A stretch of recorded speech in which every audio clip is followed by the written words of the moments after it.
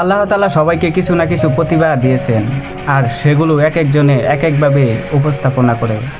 ডিম খাওয়ার পরে আমরা সাধারণত ডিমের খোসা ফেলে দেই, কিন্তু সেই ডিমের খোসা দিয়ে এত সুন্দর কিছু তৈরি করা যায় সেটা কি কখনো ভেবে দেখছেন? সম্পূর্ণ ভিডিওটা দেখলে আপনি অবাক হয়ে যাবেন। ডিমের খোসা থেকেও এমন কিছু তৈরি করা যায়। ভিডিওটা দেখুন। চোখে চোখ রাখলে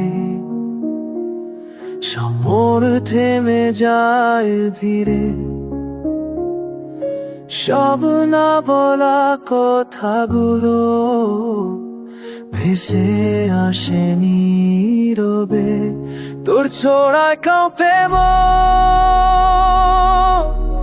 চেনা লাগে অচেনা। এই হৃদয়টা আজ থেকে শুধুই তোর ঠিকানা। যতটা কাছে আসিস তুই, ততটাই হারাই আমি।